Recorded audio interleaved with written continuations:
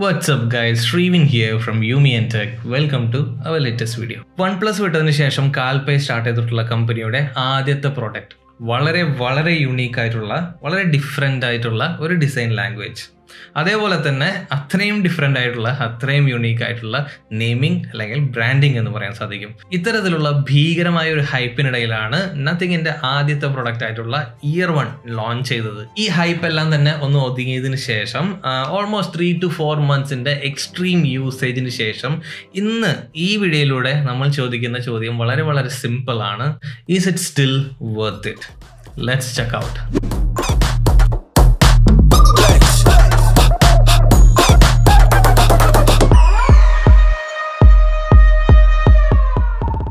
നിങ്ങൾ എന്നോട് ചോദിക്കുകയാണ് ഞാൻ എന്തുകൊണ്ടാണ് നത്തിങ് ഇയർ1 വാങ്ങിയത് എന്ന്. സോ എനിക്ക് ആക്ച്വലി ഒരേ ഒരു ഉത്തരം മാത്രമേ ഉണ്ടാവുള്ളൂ, this design. I really love this design. Apple ആണെങ്കിൽ പോലും OnePlus, റിയൽമി, ഓപ്പോ, ഒട്ടുമിക്ക എല്ലാ ബ്രാൻഡിനും വളരെ സിമിലർ ആയിട്ടുള്ള ഡിസൈൻ ആയിരിക്കും. വളരെ സിമിലർ ആയിട്ടുള്ള കളേഴ്സിലാണ് ഇയർബഡ്സ് പുറത്തിറങ്ങുന്നത്. സോ ഡിസൈൻ വൈസ് നോക്കിക്കഴിഞ്ഞാൽ ഈ ഒരു ഇൻഡസ്ട്രി കുറച്ച് സാച്ചുറേറ്റഡ് ആയി തുടങ്ങി എന്ന് തോന്നിയ ഒരു സമയത്താണ് നത്തിങ് ഇയർ1 ആക്ച്വലി ലോഞ്ച് ചെയ്തത്. ഇയർ1ൽ നമുക്കിപ്പോൾ കാണാൻ സാധിക്കുന്ന ഈ ഒരു ട്രാൻസ്പെറന്റ് ലുക്ക് ആക്ച്വലി കുറച്ച് ഫ്യൂച്ചറിസ്റ്റിക് ആയിട്ടുള്ള, എന്നാൽ അതേസമയം കുറച്ച് റെട്രോ എലമെന്റ്സ് എല്ലാം അവിടെ ആഡ് ചെയ്തിട്ടുള്ള വളരെ അട്രാക്റ്റീവ് ആയിട്ടുള്ള ഒരു ഡിസൈൻ ആണ് ഓഫർ ചെയ്യുന്നത്. വളരെ കോംപ്ലിക്കേറ്റഡ് ആയിട്ടുള്ള കമ്പോണൻസിനെ കറക്റ്റ് ആയിട്ട് അറേഞ്ച് ചെയ്ത് വിഷ്വലി അപ്പീലിംഗ് ആക്കി വളരെ ട്രാൻസ്പെറന്റ് ആയിട്ട് നമ്മൾ ഈ കാണുന്ന ഡിസൈൻ എക്സിക്യൂട്ട് ചെയ്യാനായിട്ട് വളരെ ടഫാണ്. സോ അത് ബ്രില്യൻ്റ് ആയിട്ട് വളരെ ക്ലീൻ ആയിട്ട് മിനിമൽ ആയിട്ട് എക്സിക്യൂട്ട് ചെയ്തിട്ടുണ്ട്. ഞാൻ ഓൾമോസ്റ്റ് 3-4 മാസമായിട്ട് കൺസിസ്റ്റന്റ് ആയിട്ട് ഈ ഇയർബഡ്സ് യൂസ് ചെയ്തുകൊണ്ടിരിക്കുകയാണ്.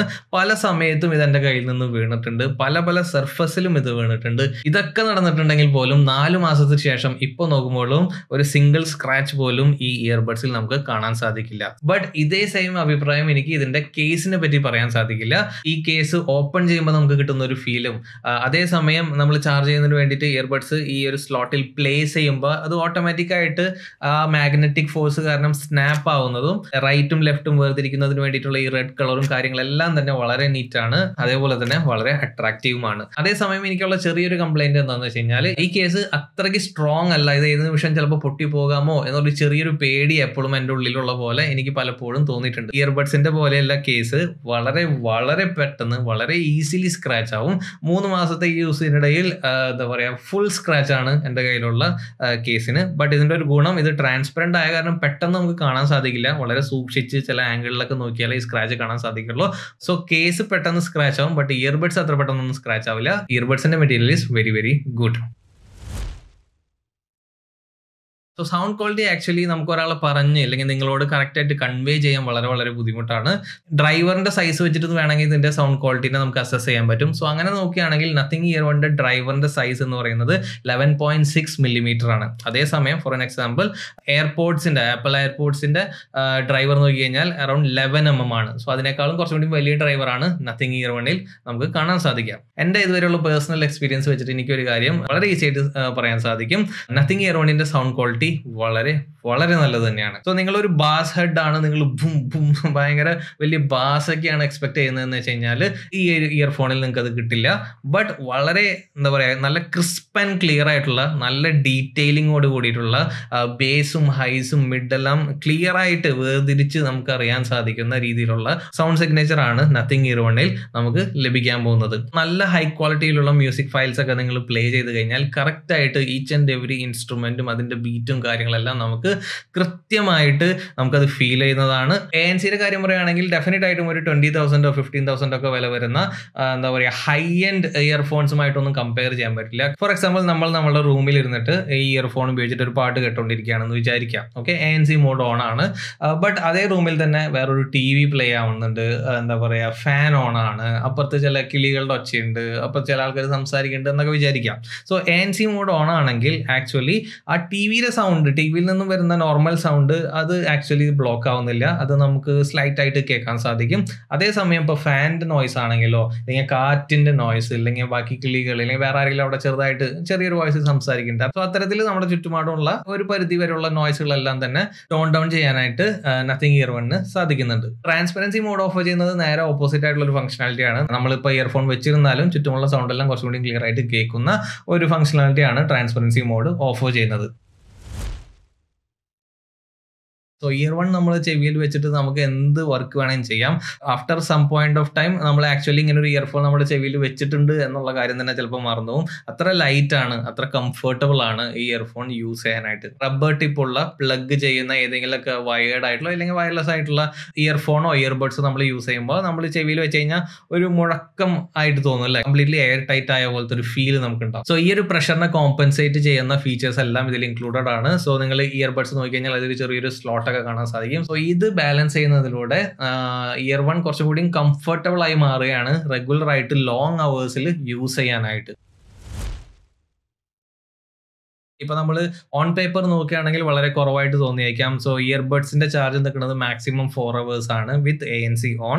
അതേസമയം വിത്ത് കേസ് ബാറ്ററി കേപ്പബിലിറ്റി നോക്കുകയാണെങ്കിൽ up to 24 hours of charge ആണ് നത്തിങ് ഇയർ വൺ ഓഫർ ചെയ്യുന്നത്. സോ എന്റെ പ്രാക്ടിക്കൽ യൂസിൽ ഞാൻ എന്താ പറയുക കൺസിസ്റ്റന്റ് ആയിട്ട് ഇയർബഡ്സ് യൂസ് ചെയ്തുകൊണ്ടിരിക്കുന്നുണ്ട്. But most of the time 2 earbuds ഞാൻ യൂസ് ചെയ്യാറില്ല. ഒരെണ്ണം ചാർജിലേക്കും ഒരെണ്ണം യൂസ് ചെയ്യും. അത് ചാർജ് ചെയ്യുമ്പോൾ മേ ബി ആവശ്യം വന്നാൽ അടുത്ത യൂസ് ചെയ്യും. അങ്ങനെയാണ് കൂടുതലും 2 ഇയർഫോൺസും ഞാൻ യൂസ് ചെയ്യാറ്. ഇപ്പൊ എന്തെങ്കിലും മൂവി കാണണം അല്ലെങ്കിൽ പാട്ട് കേൾക്കണം അങ്ങനത്തെ സിറ്റുവേഷനിലാണ് യൂസ് ചെയ്യാറ്. സോ അതും മാക്സിമം 2 hours 3.5 hours വരെയാണ് യൂസ് ചെയ്തിട്ടുള്ളൂ. ഇതുവരെ എൻ്റെ ഒരു പേഴ്സണൽ എക്സ്പീരിയൻസിൽ ബാറ്ററി കഴിഞ്ഞു പോയല്ലോ ഇനി ഇത് ചാർജ് ചെയ്യണമല്ലോ എന്ന് പറഞ്ഞിട്ട് ഡിസപ്പോയിന്റഡ് ആവേണ്ട സിറ്റുവേഷൻസ് എനിക്ക് അങ്ങനെ വന്നിട്ടില്ല എന്ന് വേണം പറയാനായിട്ട്. പിന്നെ മോറോവർ ഇത് പലരുടെയും പേഴ്സണൽ യൂസ് കേസിന് അനുസരിച്ചിരിക്കുമെന്നാണ് എനിക്ക് പേഴ്സണലി തോന്നിയിട്ടുള്ളത്. അത്യാവശ്യം നമ്മുടെ ഡേ ടു ഡേ ലൈഫിൽ നോർമൽ യൂസിന് വേണ്ടിയിട്ട് ഇയർബഡ്സ് യൂസ് ചെയ്യുന്ന ആളാണെങ്കിൽ ഇങ്ങനെ ബാറ്ററിയുടെ ഇഷ്യൂ ഒന്നും വരില്ല എന്നാണ് എൻ്റെ ഒരു അഭിപ്രായം. സോ ഈ വീഡിയോ നിങ്ങൾ ഇതുവരെ കണ്ടിന്യൂസ്ലി കണ്ടിട്ടുണ്ടെങ്കിൽ നിങ്ങൾക്ക് തോന്നുന്ന ഒരു നോർമൽ ഡൗട്ടാണ്, പ്രോസ് മാത്രമല്ലോ കോൺസ് ഒന്നും ഇല്ലേ എന്ന്. ഡെഫിനറ്റ്ലി ഇതിൻ്റെതായ പ്രശ്നങ്ങളുണ്ട്. സോ ഇനി നമുക്ക് കുറച്ച് പ്രശ്നങ്ങളിലേക്ക് കടക്കാം.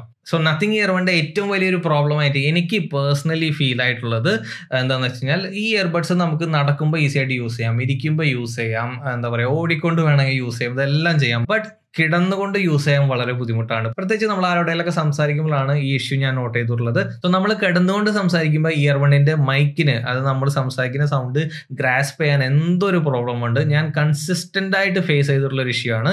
നമ്മൾ കിടന്നുകൊണ്ട് ആരോടെയൊക്കെ സംസാരിക്കുമ്പോൾ അപ്പുറത്തുള്ള ആൾക്ക് നമ്മൾ സംസാരിക്കുന്നത് കേൾക്കാൻ പറ്റുന്നില്ല. നമ്മുടെ സൗണ്ട് വളരെയധികം ബ്രേക്കായി വരുന്ന പോലെ അല്ലെങ്കിൽ കൺസിസ്റ്റന്റ് ആയിട്ട് കിട്ടാത്ത പോലെ ഒരു കംപ്ലൈന്റ് പലരും പറഞ്ഞിട്ടുണ്ട്. സോ ഇയർബഡ്സ് ഞാൻ വാങ്ങിയ ഒരു സമയത്ത് ഈ ഇഷ്യൂ വളരെ വലുതായിരുന്നു. പിന്നെ ആഫ്റ്റർ ഒരു അപ്ഡേറ്റ് എന്തൊക്കെയോ വന്നിട്ടുണ്ടായിരുന്നു. അതിനുശേഷം ഒരുപാട് ഇമ്പ്രൂവ്മെന്റ് വന്നിട്ടുണ്ട്. ബട്ട് സ്റ്റിൽ ഇപ്പോഴും ചില സമയങ്ങളിൽ ഞാൻ ഈ ഇഷ്യൂ ഫേസ് ചെയ്യാറുണ്ട്. രണ്ടാമത്തെ ഒരു മേജർ ഇഷ്യൂ എന്ന് പറയുന്നത് ഇതിന്റെ ലേറ്റൻസി ആയിട്ട് ബന്ധപ്പെട്ടുള്ള ഇഷ്യൂ ആണ്. നമ്മളിപ്പോൾ നോർമൽ പാട്ട് കേൾക്കുകയാണ് അല്ലെങ്കിൽ നമ്മൾ ലാപ്ടോപ്പായിട്ട് കണക്ട് ചെയ്തിട്ട് സിനിമ കാണാണ് അല്ലെങ്കിൽ നമ്മൾ ഫോണിൽ തന്നെ സിനിമ കാണാണ് എന്നുണ്ടെങ്കിൽ സൗണ്ടും വീഡിയോയുമായിട്ട് ഒരു തരത്തിലുള്ള ലാഗോ കാര്യങ്ങളൊന്നും ഞാൻ ഇതുവരെ നോട്ട് ചെയ്തിട്ടില്ല. സോ ഈ വീഡിയോ കാണൽ മാറ്റിയിട്ട് നമ്മൾ കുറച്ചും കൂടിയും എന്താ പറയുക ഇന്റൻസ് ആയിട്ടുള്ള എന്തെങ്കിലും ചെയ്യുകയാണെങ്കിൽ ഇപ്പോൾ ഗെയിമിംഗ് ആണ് അല്ലെങ്കിൽ പ്രീമിയർ പ്രോയിൽ ഇടയ്ക്ക് നമ്മൾ എഡിറ്റിംഗ് ചെയ്യുകയാണെങ്കിൽ സോ അങ്ങനത്തെ സമയത്തൊക്കെ ഗെയിമിന്റെ വീഡിയോയും നമുക്ക് കിട്ടുന്ന വോയിസും തമ്മിൽ വലിയൊരു മിസ്മാച്ച് കൺസിസ്റ്റന്റ് ആയിട്ട് എനിക്ക് കാണാൻ സാധിച്ചിട്ടുണ്ട്. പിന്നെ ഇതൊരു പുതിയ കമ്പനിയാണ്. സോ സോഫ്റ്റ്വെയറും കാര്യങ്ങളൊക്കെ കുറച്ചും കൂടിയും മെച്ചുവേർഡ് ആയിട്ട് വരുന്നുള്ളൂ. സോ അതിന്റെ ഭാഗമായിട്ടുള്ള ചെറിയ ബഗ്സ് എല്ലാം നമുക്ക് ഇവിടെ കാണാൻ സാധിക്കും. ഫോണിൽ നമ്മൾ ഇൻസ്റ്റാൾ ചെയ്യുന്ന ആപ്പ് നോക്കി കഴിഞ്ഞാലും വളരെ ഫീച്ചർ റിച്ച് ആയിട്ടുള്ള ഒരു ആപ്പ് ഒന്നുമല്ല.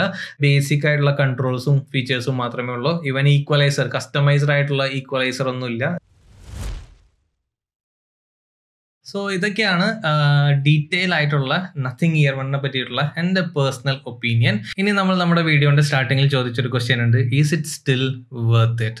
സോ ഇതൊരു ഹൈലി റെക്കമെൻഡ് ആയിട്ടുള്ള ഒരു ഇയർഫോൺ ആണ് എന്നൊന്നും ഞാൻ പറയില്ല. 3 കാര്യങ്ങൾ ആക്ച്വലി ഇവിടെ പറയേണ്ടതായിട്ട് വരും. ആദ്യത്തേത്, നിങ്ങൾക്ക് എന്താ പറയുക കിഡിലൻ ലുക്സ് ഓഫർ ചെയ്യുന്ന വളരെ യുണീക്ക് ആയിട്ടുള്ള ഫ്യൂച്ചറിസ്റ്റിക് ആയിട്ടുള്ള കണ്ടു കഴിഞ്ഞാൽ അത് കൊള്ളാലോ സാധനം എന്ന് എല്ലാവരും പറയുന്ന തരത്തിലുള്ള എന്നാൽ അതേസമയം നല്ല കിഡിലൻ സൗണ്ട് ക്വാളിറ്റിയും ഓഫർ ചെയ്യുന്ന ഒരു TWS ഇയർബഡ്സ് ആണ് വേണ്ടത് എന്നുണ്ടെങ്കിൽ ഡെഫിനറ്റ് ആയിട്ടും നിങ്ങൾക്ക് നത്തിങ് ഇയർ വൺ കൺസിഡർ ചെയ്യാം, specially for it's great looks. ഇനി രണ്ടാമത്തെ കാര്യം, ഇനി നിങ്ങൾ ഈ ഇയർബഡ്സ് വാങ്ങുന്നത് വളരെ ഇന്റൻസ് ആയിട്ടുള്ള ഒരു യൂസിന് വേണ്ടിയിട്ടാണ്. ഫോർ എക്സാമ്പിൾ നിങ്ങൾ കൺസിസ്റ്റന്റ് ആയിട്ട് ഗെയിം കളിച്ചുകൊണ്ടിരിക്കുന്ന ഒരാളാണ് എന്നുണ്ടെങ്കിൽ ഐ വോണ്ട് റെക്കമെൻഡ് ദിസ്. ഇത് വാങ്ങണ്ട എന്ന് ഞാൻ പറയുള്ളൂ. കാരണം ലേറ്റൻസി വലിയൊരു ഇഷ്യൂ തന്നെയാണ്. മൂന്നാമത്തെ കാര്യം എന്ന് പറയുന്നത് ഡെഫിനറ്റ്ലി ഇതിന്റെ പ്രൈസ് ആണ്. സോ ഞാൻ ഇയർ വൺ ആക്ച്വലി ഇത് ലോഞ്ച് ചെയ്ത ആ ഒരു സമയത്ത് തന്നെയാണ് പർച്ചേസ് ചെയ്തത്. സോ ആ ഒരു സമയത്ത് 6,000 rupees പർച്ചേസ് ആയിരുന്നു. ഇതിൻ്റെ പ്രൈസ് 5500 അടുത്താണ്ടാണ് ഞാൻ ഇത് പർച്ചേസ് ചെയ്തത്. ബട്ട് ഇപ്പോൾ ഫ്ലിപ്കാർട്ട് നോക്കിക്കഴിഞ്ഞാൽ ഓൾമോസ്റ്റ് 7000 rupees ആണ് ഇതിൻ്റെ കോസ്റ്റ് കാണിക്കുന്നത്. ഓക്കെ, സോ നിങ്ങളുടെ ബഡ്ജറ്റും ഒരു വലിയ ഫാക്ടറാണ്. സോ നിങ്ങൾക്കൊരു നോർമൽ ഇയർഫോൺ ആണ് വേണ്ടത് എന്നുണ്ടെങ്കിൽ നിങ്ങൾക്ക് ഒരുപാട് ഓപ്ഷൻസ് ഈ ഒരു ബഡ്ജറ്റിൽ അവൈലബിൾ ആണ്. ഇനിയിപ്പോൾ OnePlusന്റെ പുതിയ ഇയർബഡ്സും ലോഞ്ച് ചെയ്യാൻ പോവുകയാണ് 14ാം തീയതി. സോ ഇതെല്ലാം കൺസിഡർ ചെയ്ത് നിങ്ങളുടെ ബഡ്ജറ്റ് ഓക്കെ ആണെങ്കിൽ മാത്രമേ ഇയർ വാങ്ങേണ്ട ആവശ്യമുള്ളൂ. So that's it. ഇതായിരുന്നു ഇന്നത്തെ വീഡിയോ. ഈ വീഡിയോ നിങ്ങൾക്ക് എല്ലാവർക്കും യൂസ്ഫുൾ ആയി എന്ന് ഞാൻ വിചാരിക്കുന്നു. സോ നിങ്ങൾ ആദ്യമായിട്ടാണ് നമ്മുടെ ചാനലിൽ വരുന്നതെന്നുണ്ടെങ്കിൽ സബ്സ്ക്രൈബ് ചെയ്യാൻ മറക്കരുത്. Also like our video if you like it. So I will be back with another great video. Till then, by.